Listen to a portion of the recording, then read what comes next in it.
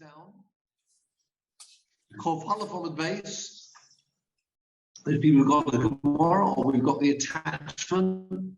And a quite important point, which is, and in a moment, Peter, I will ask you to bring the actual attachment up so we can see Rabbeinu Chananel in one moment, Peter.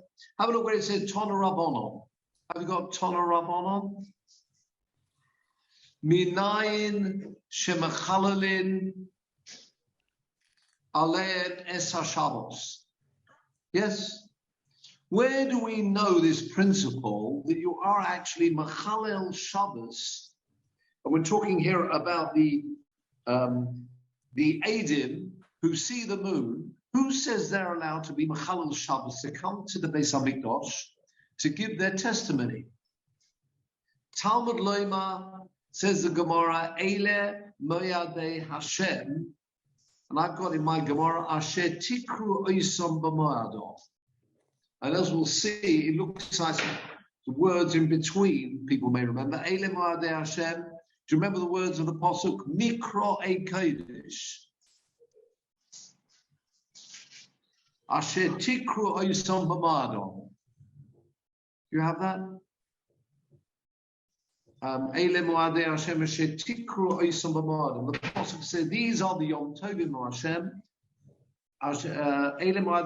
Mikro e Kodesh.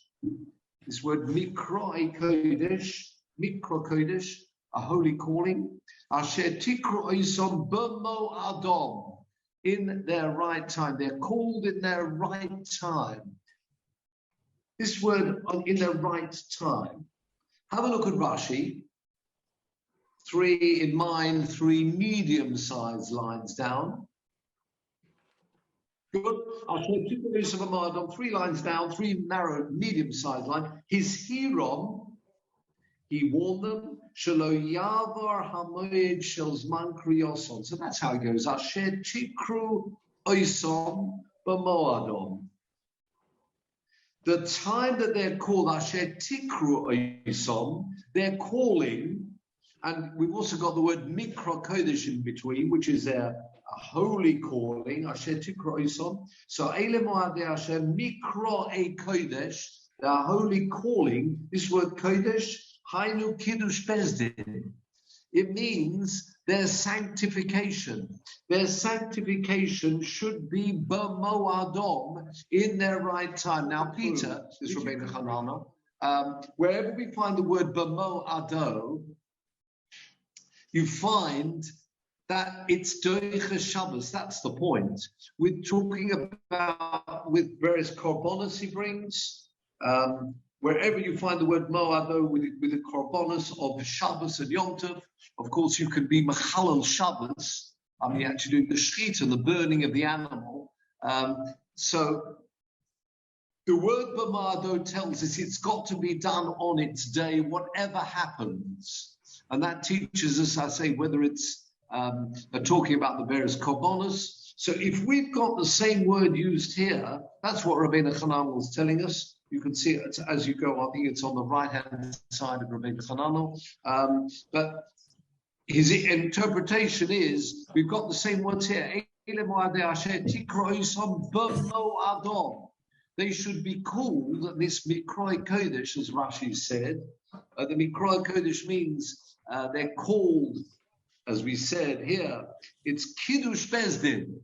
Bezdin is sanctifying this day because they saw the moon. For that, you can break Shabbos. That's really what we're learning here. Okay? Back to our Gemara. Says the Gemara, Yochel, I might have thought, have you got it at the beginning of the line of the Gemara? Yochel Kashem Shemachalalim, just so that you can profane and break Shabbos. Achi Iskatru, in order to sanctify the Yom Tov, not just the Yom Tov, we're talking here about the Rosh Chodesh. Kach Machalin Achi Iskaimu, maybe you can do the same thing. Achi Iskaimu, have a look at Rashi, please. Yochel Kashem Shemachalalim, 5 lines down. For Eidim, that the Eidim can desecrate Shabbos. Yeah. in order that they actually come in the right time to say that they saw the new moon. Next Rashi, kach machalelin, so they can also desecrate Shabbos. Hashluchim, maybe the people, the messengers,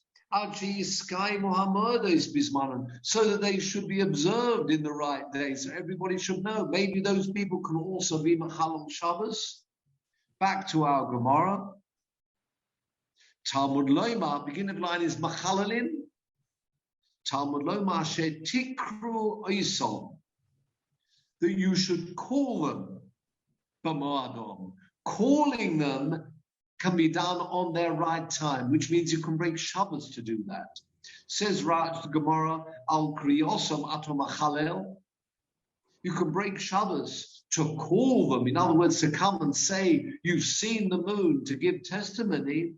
Ve'iato Machalel Al Kiyumon. But you cannot do that, Al Kiyumon, which means to ensure that they will be kept. The days, the correct days will be kept, because in other words, the messengers being sent out, you have no right to break Shabbos for that. Yes, messengers can go out, but they cannot break Shabbos. So here we have now the source, principle we've been busy with, that you can break Shabbos, the Eidim can break Shabbos to come and announce that they saw the new moon, but they cannot break Shabbos.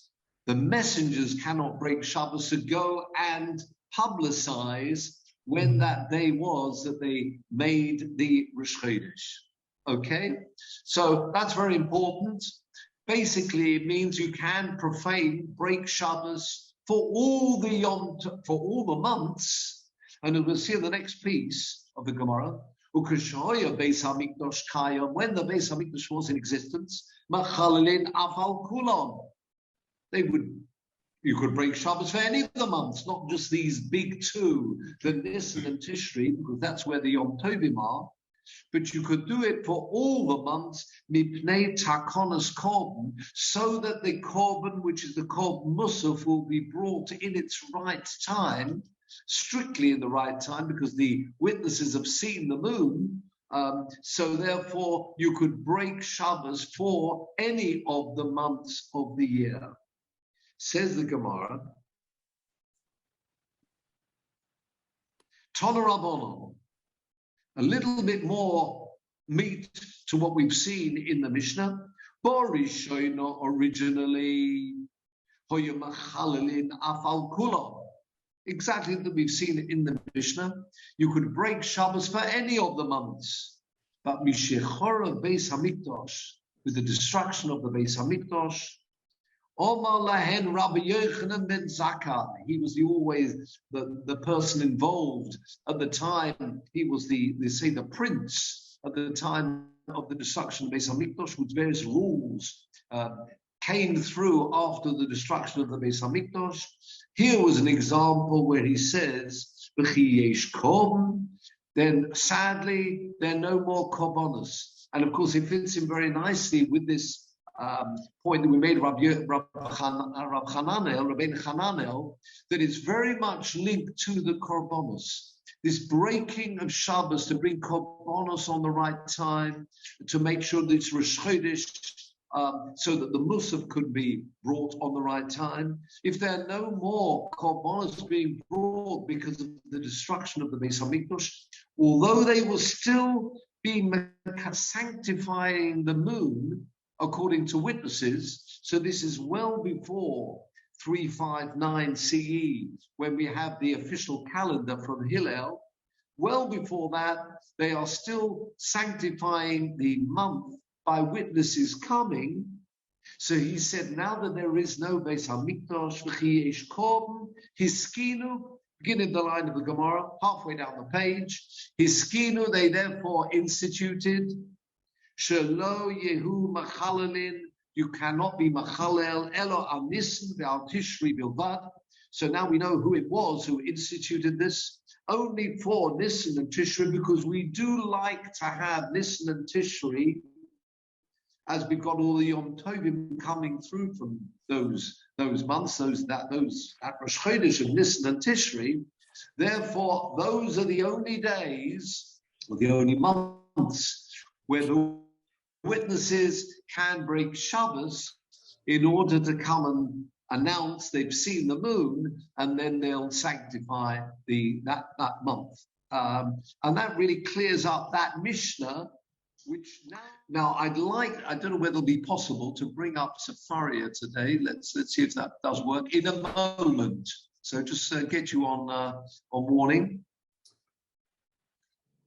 in 1 minute. Let's have a look at the Mishnah first, and then we'll come to the Safaria. I'd like to have a look at the Pnei Yeshua, Rabbi Yeshua Falk, 18th century, very early, one of the great commentaries in Frankfurt and other places. Rabbi Yeshua Falk, in a moment, let's see what we can do. But meanwhile, let's have a look at the Mishnah.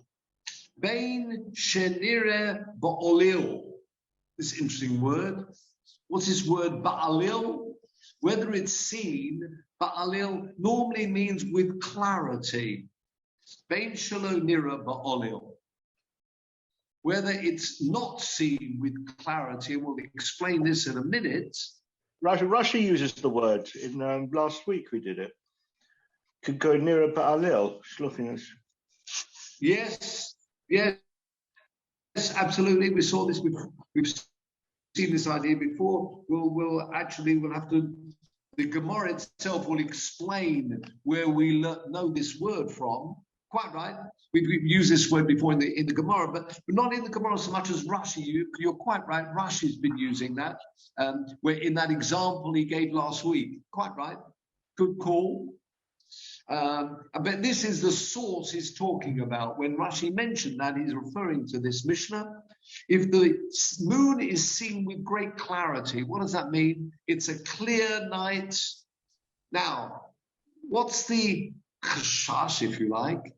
If it's a very clear Friday night, then a person might say, what is the point of being Machal Shabbos to ensure I get to Yerushalayim? It was such a clear night. Everybody must have seen the moon. Probably the Dayanim themselves must have seen the moon.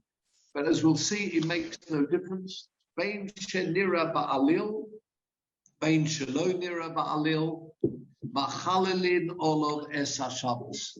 You can always break Shabbos for the witnesses to come and announce and say they saw for the moon.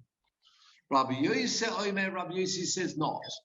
Imnira ba'alil, if it's seen with great clarity, ein machalalin olov es Shabbos. You cannot break Shabbos because you know they're going to be people who would have seen the moon closer than the individuals who are, I say, quite at some distance and will have to be Machal Shabbos. Why is it necessary for them to be Machal Shabbos? Says Rabbi Yosef. So the machlokes here between the Tanakama, who says there is no difference if you saw the moon come along, and between Rabbi Yosef, who says no. If it's a very clear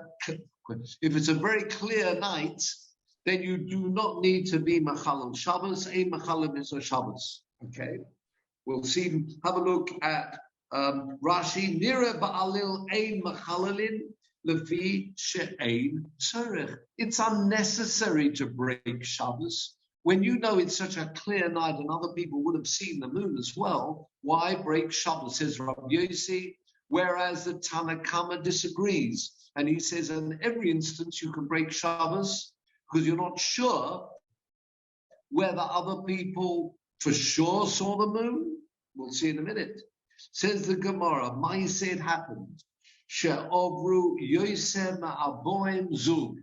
More than 40 pairs of witnesses, they passed and they came to, it sounds like the area where Rabbi Akiva was. The Ikvam Rabbi Akiva Balud. Rabbi Akiva prevented them going any further. There were 40 pairs. You don't need 40 pairs of witnesses. This must have been on a Friday night. And he kept them back and said, you don't all need to go and all break Shabbos. Sholach lo Rabbi Gamliel. The great Rabbi Gamliel sent a message sounds like not on Shabbos, for subsequent occasions. If you are preventing the masses of people coming, what you've done, if you prevented people in the future, what will people do in the future? They'll also say, well, probably somebody else saw the moon. I don't need to come along. I won't bother. So don't stop people coming and breaking Shabbos as well, says the Tanna Kama. And it sounds like Rabbi Akiva held them back.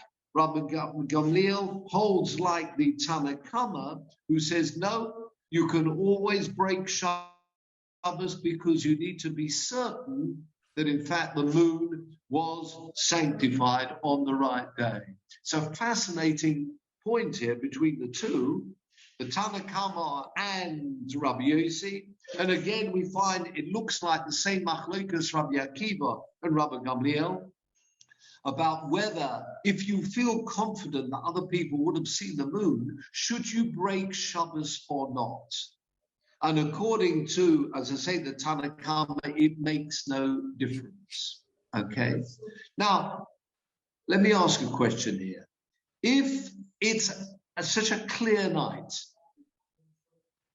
why should you break? How can the Tanna Kama say, even if it's a clear night, you can break Shabbos to come and announce and say you saw the moon? Why should you be allowed to do that?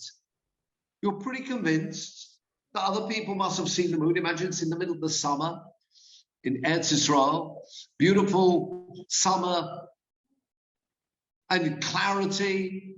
Why should you be allowed to break Shabbos? You can't break Shabbos. And here we see, it looks, everybody must have seen the moon. It's a clear night. That is the question raised by the, now if you can, Peter, bring up Safaria to our daf. Can you bring Safaria up? It's a little bit clearer now.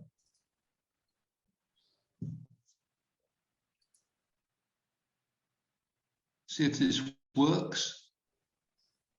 Yes, good. Talmud.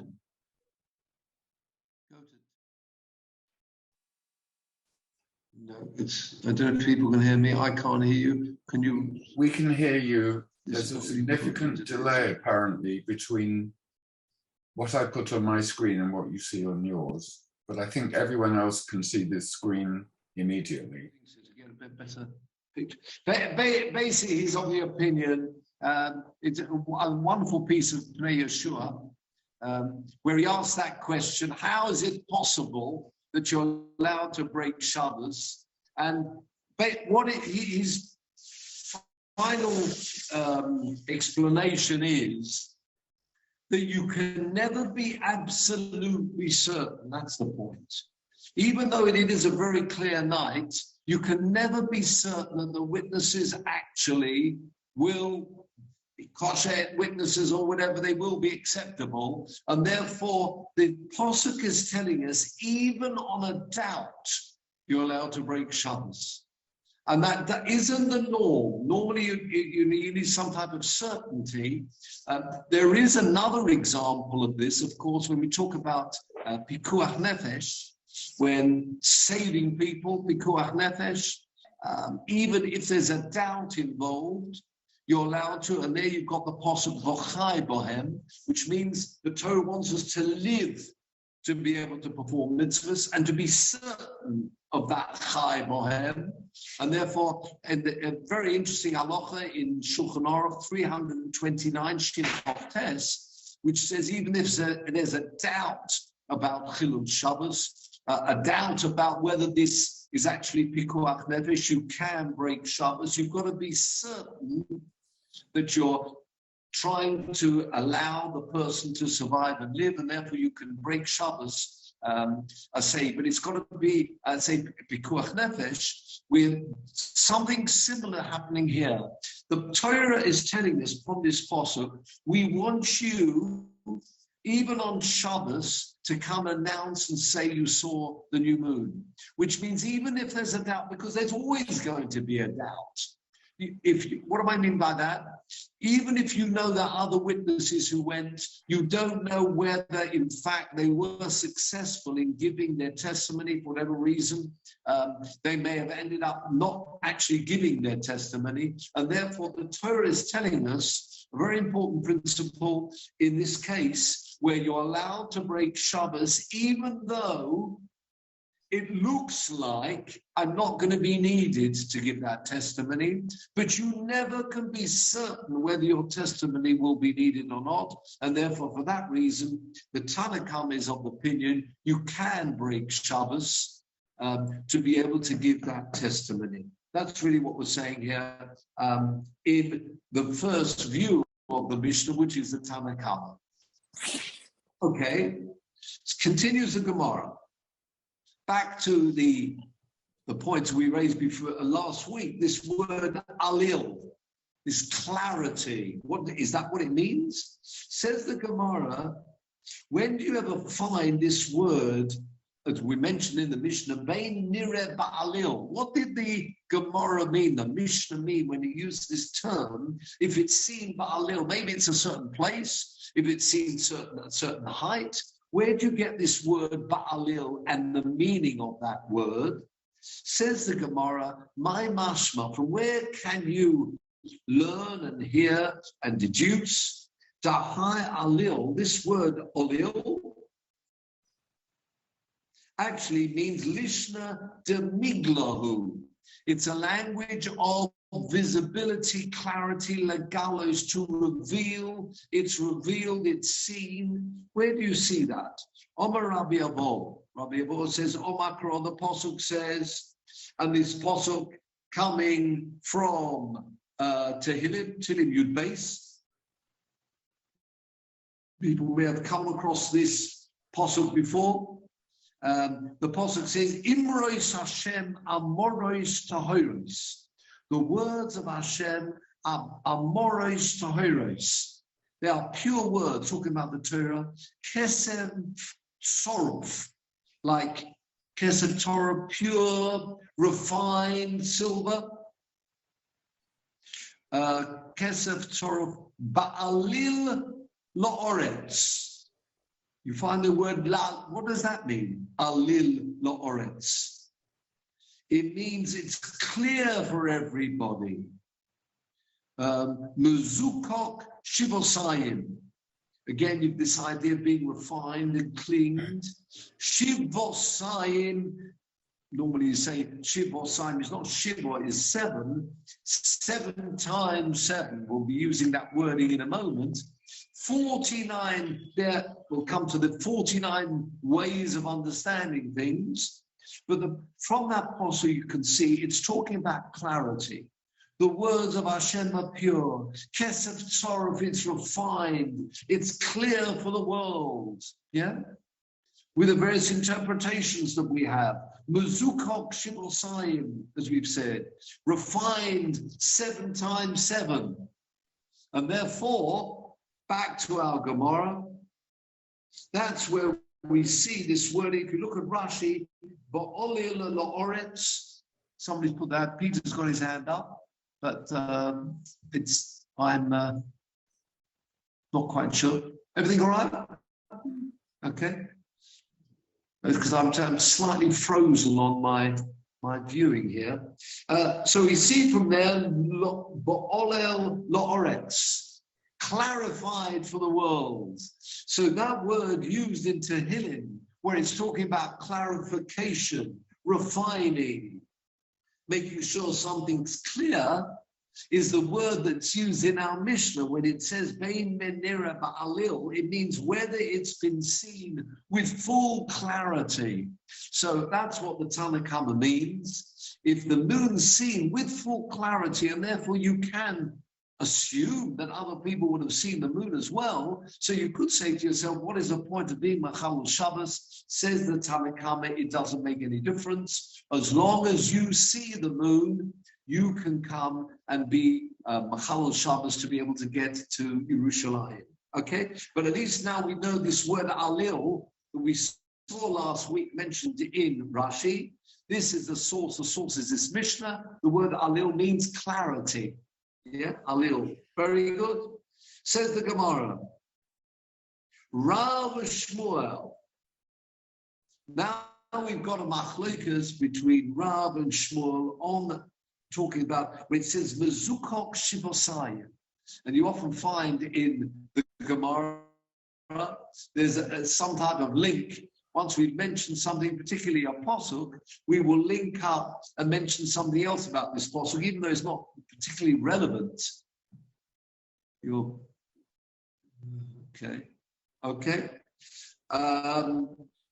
Rav Shmuel, Chad Omar, Nun Share Bino, Nivru Ba'olam.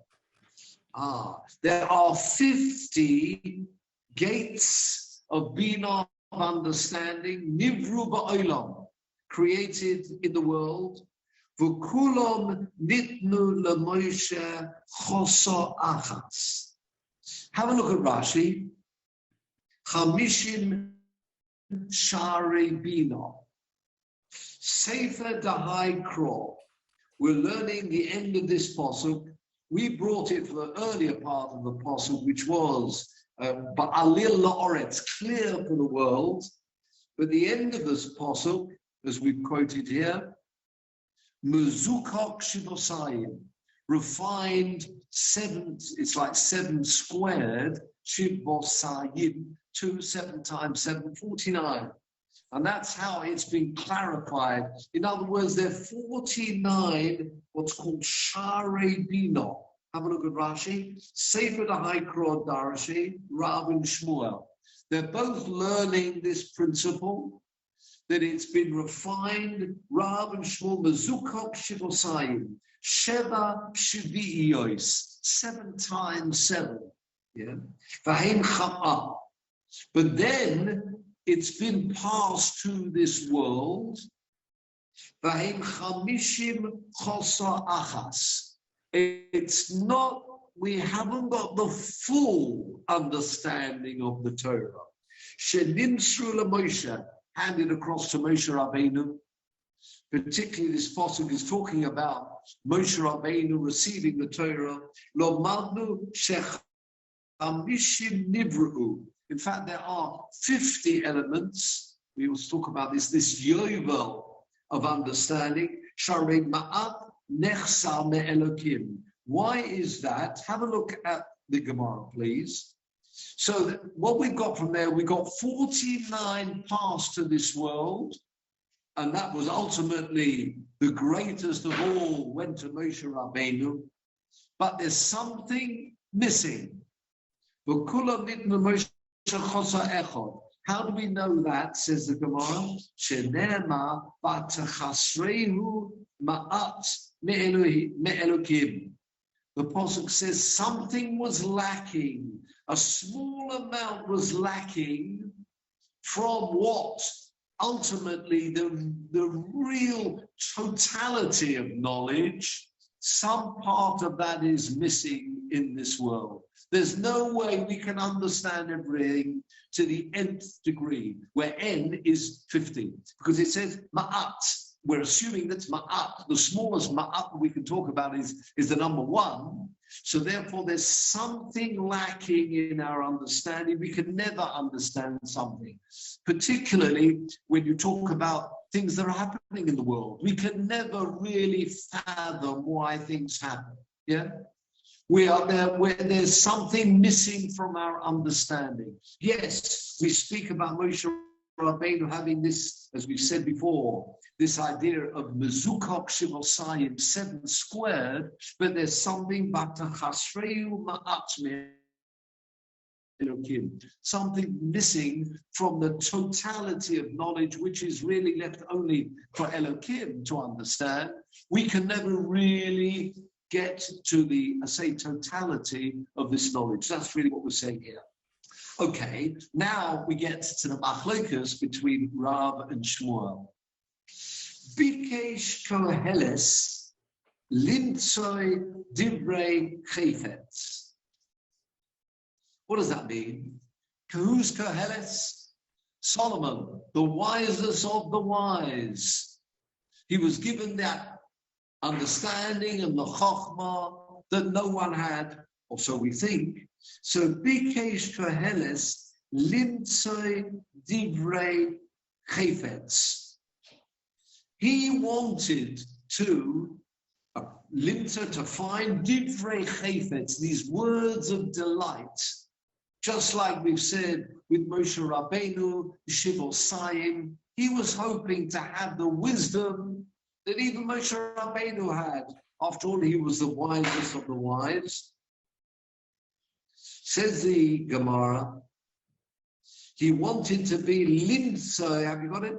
Bikesh Koheles Limtzoi Divrei Chayfetz, Bikesh Koheles Liyos Kamoshe. With the total understanding that humanly possible. That's why it says Divrei Chayfetz, words of delight, to the end, well, n-1, as we've said before.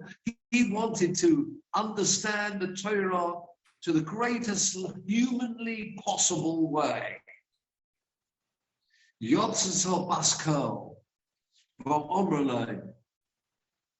the end of that pasuk says, V'chosuv Yoshe Divrei Emes. The words of truth, Kosuv Yosha, written Yosha, with just Yashrus perfection. What does that mean? The Meforshim explain, the Marshal in particular explains, Kosuv Yosha Divrei Emes. Where's Divrei Yosha? Yosha, where it talks, you find this word used in Sefer Devarim. The word Yosha found in Devarim, it's an allusion here to words that you find, Divrei Emes are found in Chosuv Yosha, what's written with Yashrus, which is talking about Sefer Devarim. What does it say in Sefer Devarim? There it says, V'lo kol novi oid Yisrael kamoshe. It's true, Shlomo HaMelech, because you were the wisest of the wise, you felt that you hopefully should be able to understand things to the same level, capacity as Moshe Rabbeinu. No, the Pasuk says, V'lokom novi oid b'Yisrael kamoshe. They will never reach that level of Moshe Rabbeinu. Is Moshe Rabbeinu alone? He is unique. And therefore, Shlomo HaMelech, I'm afraid, you will not reach that high level. Says the Gemara, V'chad Omar, that's one view. One view was of the opinion that Shlomo HaMelech did not reach the same level of chokhmah and understanding as Moshe Rabbeinu. Shlomo HaMelech still has to back down because of the pasuk, Lo kom novi oid b'Yisrael, as Moshe Rabbeinu. But Chad Omar, there's one of the views we've got here between Rav and Shmuel. B'neviim lo kom. What does that pasuk say? Lo kom novi oid b'Yisrael. There will not be a prophet like Moshe Rabbeinu. A prophet, says the Gemara. V'lo kom. Have you got it? You know, like Moshe. V'chadom b'neviim lo kom. Among the prophets, there won't arise someone of the capability and the understanding as Moshe Rabbeinu, but among the Melochim, kom. Among other people, kings, maybe there will be. And in fact, we've got the pasuk to tell us he was the wisest of the wise. So yes, he did. So that's not the issue that this pasuk is talking about. We started off by understanding, we thought the pasuk says, Bikesh Koheles Limtzoi Divrei Chayfetz.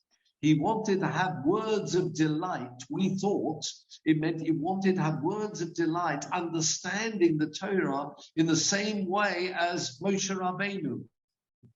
According to the second interpretation, he did. He did understand it to that level. In which case, what does the pasuk mean when it says Bikesh Koheles Limtzoi Divrei Chayfetz? He wanted something and wasn't granted it. Says the Gemara. So what do the words mean where it says Bikesh Koheles Linso Divrei Chayfetz? What did he want? Normally the word Chayfetz doesn't mean just the words of delight. It means things that you want. Divrei, things that you want. He desired Bikesh, he requested something. Divrei Chayfetz, words that he wanted. What's it? Of his own Chayfetz, of his own desire. What does that mean? Says the Gemara, Bikesh Koheles Lodun Dinen Shebeleiv. He thought, because he is the wisest of the wise, that he should be able to judge cases that come up in his court, Lodun Dinin Shebeleiv, things in the heart. I don't need witnesses to tell me what's taking place. I can judge myself with my own heart. I can understand things to this degree, and therefore I can make a decision based on my own knowledge, my own understanding, rather than going, says the Gemara, Shelo Ba'edim. I don't need witnesses. I am so clever, I should be able to work things out for myself, often just by looking, and then obviously the chokhmah that he had, almost like he could penetrate the minds of individuals. When he's talking to somebody who, imagine the suspicion is that he's committed a particular offense, I don't need witnesses. I should be able to judge it. I've got the chokhmah to look at him, almost like you're talking about, telling the truth. I can actually get to his mind, and I can understand whether or not the things are taking place or not. It's like the story of the two women, Norman, isn't it? Sorry to interrupt. Like the story of the two women who very good at doing that.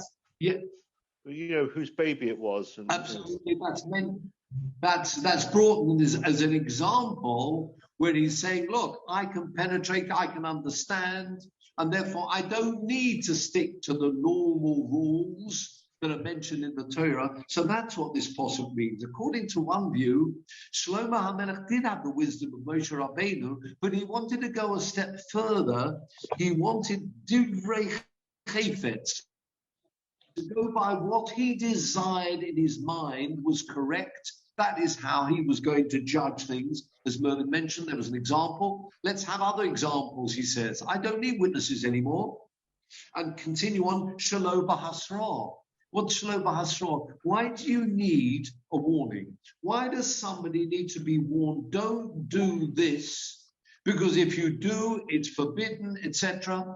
The Gemara says the reason for Hasra is to differentiate between somebody doing something intentionally and unintentionally.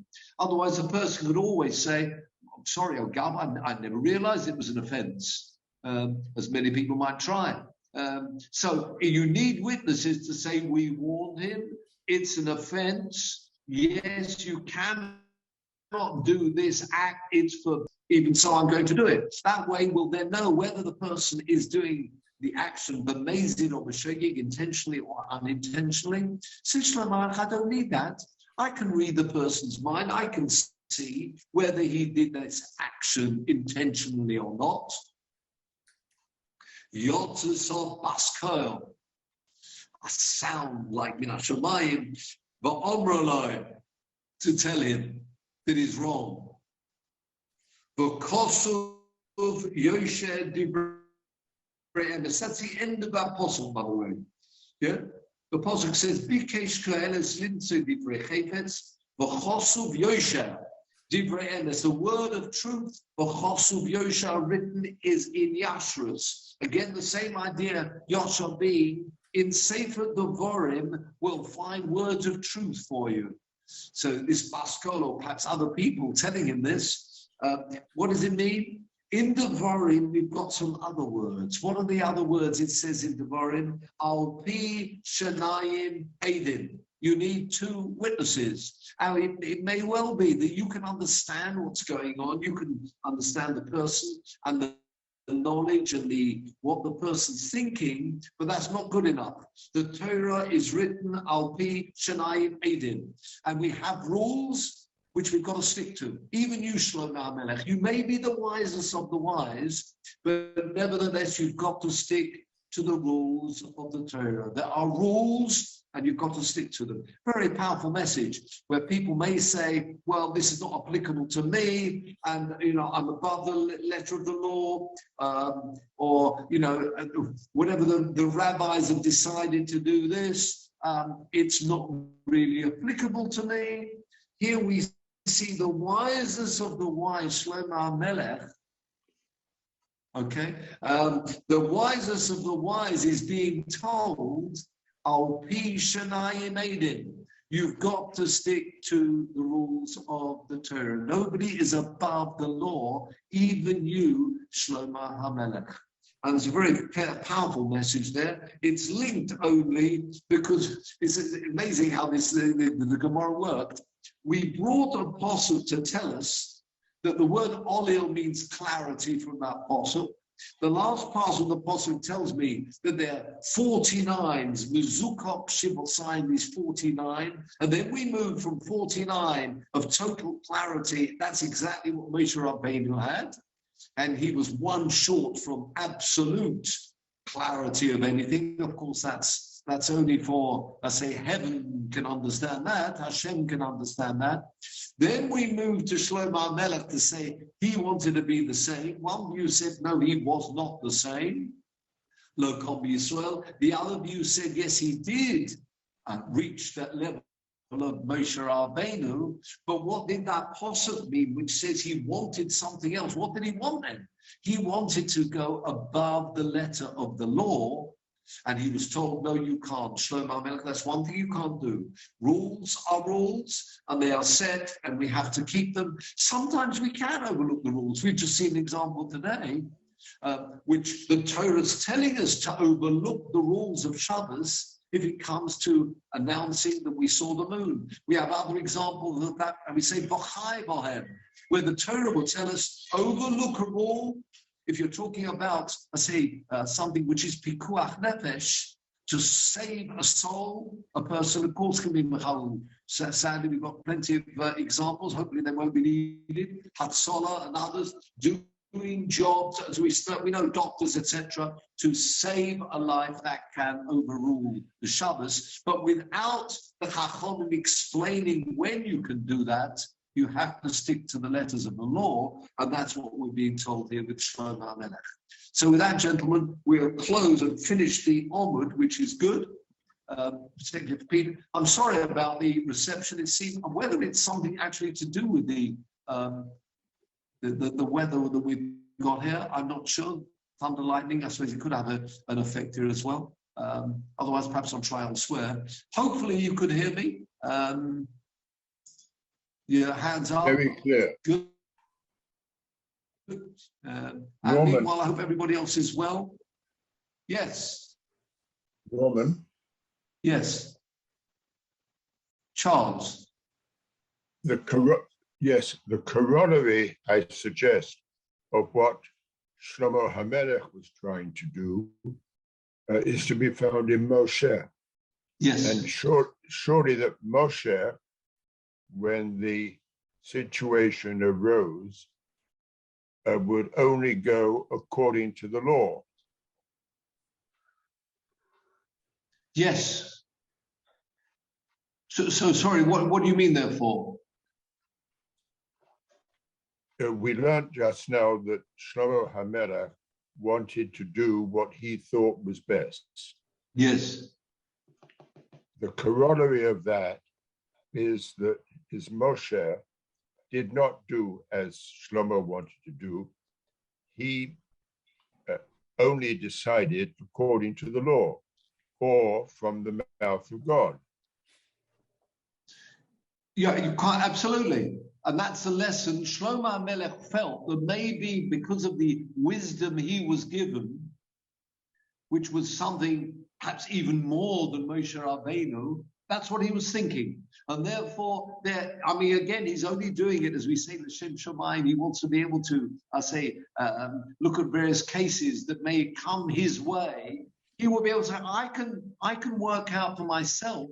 And sometimes if there aren't, for example, witnesses, I can decide the thing myself by talking to the person. I can get to their mind. And he's told, no, you can't. So you're quite right, Charles. He's told, I'm afraid, no. You've got to stick to the rules of the Torah, even though maybe you've got this, I say, the super knowledge that you've been given, the Chacham Mikol Adam.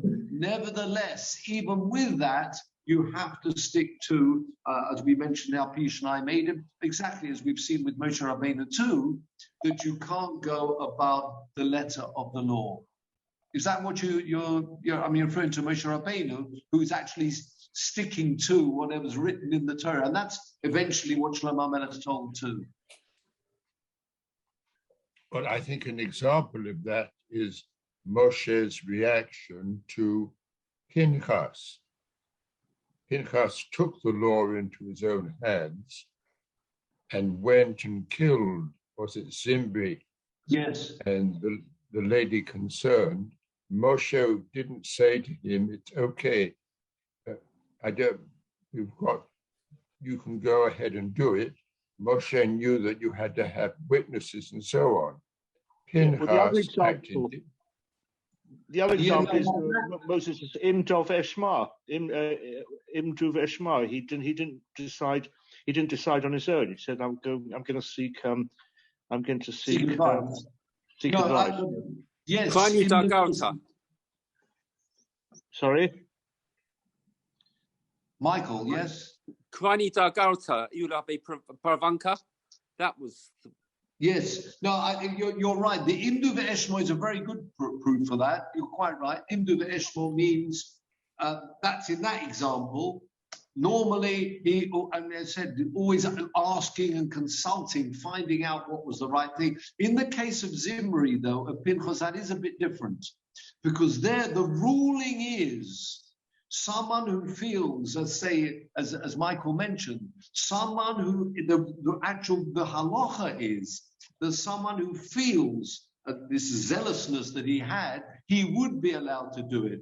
That is one example, actually, where even though the Torah says in normal instances, maybe it would be rather different. No, if a person is zealous and sees an action like that taking place, he is allowed to, but he's not told he's allowed to. It's up to him, and the halacha is he can go ahead. So the Pinchas story is slightly different, but in the normal instances, you're quite right. It was that Moshe was saying, Imdu v'eshma, let us hear what Hashem wants us to do, and then carrying out. Although, of course, he had that 49 levels of understanding, he was still saying, I'm bound by the law. The law actually is, Charles, in the case of that zealousness, that actually you can, that's one instance you can. One example that goes beyond, it's a halacha that it actually goes beyond the letter of the law. So that is slightly different.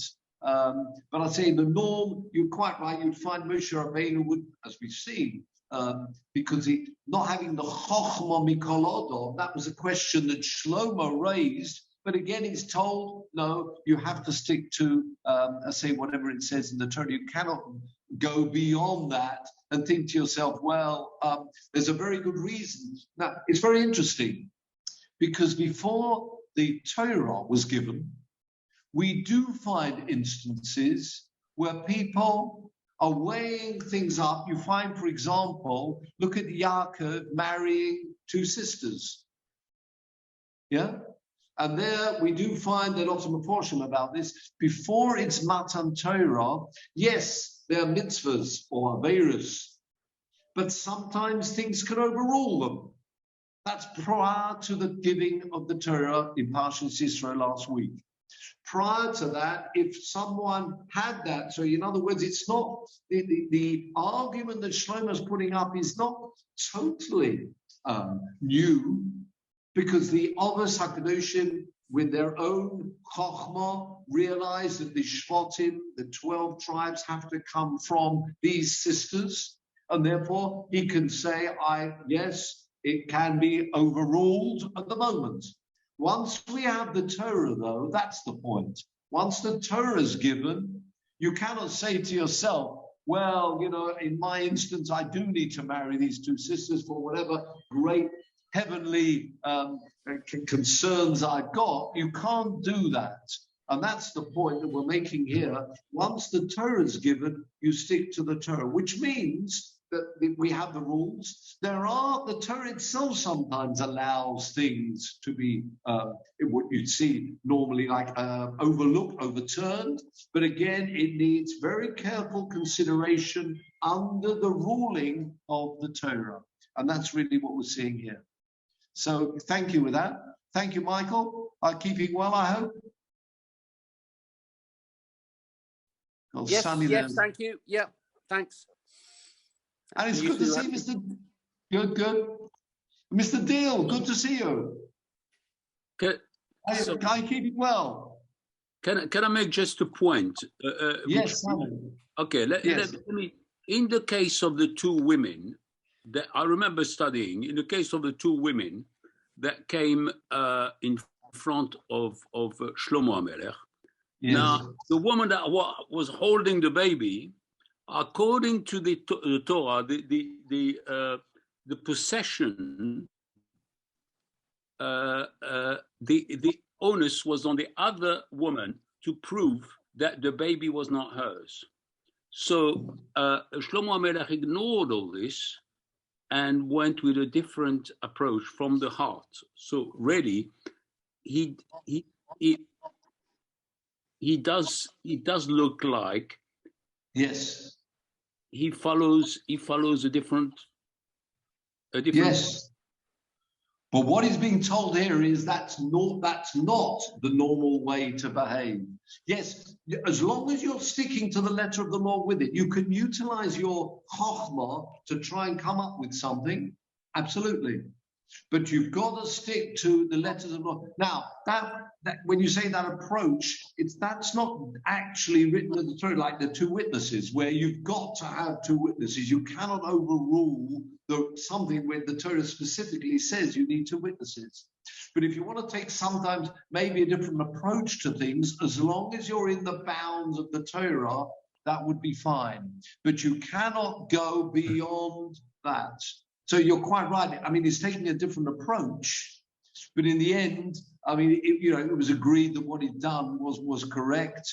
But he's not going, a halach of the Torah which says two witnesses. You cannot overrule that because that is very clear and is not available. Even though you might be able to read a person's mind and realize that the person is doing something intentionally, that is not good enough. You do need two witnesses because the Torah says, "Al pi shnayim edim."